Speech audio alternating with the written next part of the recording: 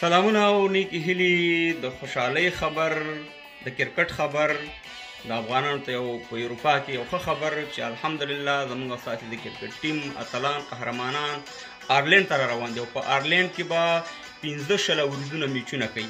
نو دا به شروع کیږي په 9 د اګست 2022 کال، یعنې 9 د اتمې میاشتې 2022 کال. نو انشاءالله موږ به تاسې به خپل اتلان خپل د کرکټ ټیم لوبغاړي سپورټ کوو. ځکه سپورټ کول ته ضرورت دی، ځکه چې ایشیا کپ را روان دی، د دې نه علاوه په 20 ورځونو ورلډ کپ را روان دی. نو موږ او تاسې باید د خپل کرکټ ټیم د خپل اتلانو په شا ودرېږو او هغه سپورټ کوو او هغې تشویق کوو چې نوره ښه لوبه وکړي. نو د دې دپاره انشاءالله چې زه به خپل هم راځم، زما ملګري دي هغه به هم راځي. او یو خبره یاد ساتئ چې د زړه سر میر نه شي. زړه سر څه شی دی؟ دغه درې رنګه ملي بیرغ. نو دا به هم ځان سره راوړئ، په لاس کې به نیسئ. انشاءالله په ټولو دنیا ته به یې ښو چې زموږ درې رنګه ملي بیرغ چې دی دغه دی. نو دا به ځان سره ضرور راوړئ، دا دغه دی.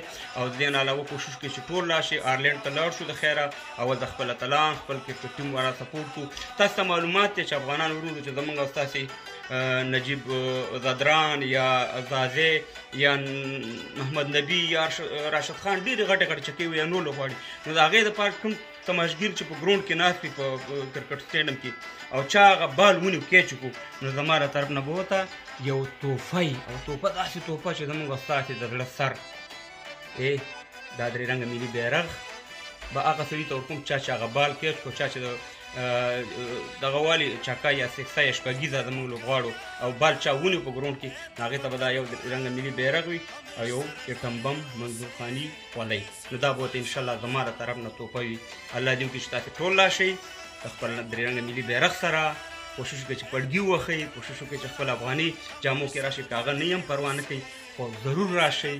یاد ساتئ 9 تاریخ 8مه میاشت 2022 کال په آرلینډ کې به 15 ورځونه میچونه وي. زنده باد افغانستان، زنده باد زموږ د کرکټ ټیم اتلان قهرمانان، زنده باد افغانستان ملي درې رنګه بیرغ. په الله سپارمه.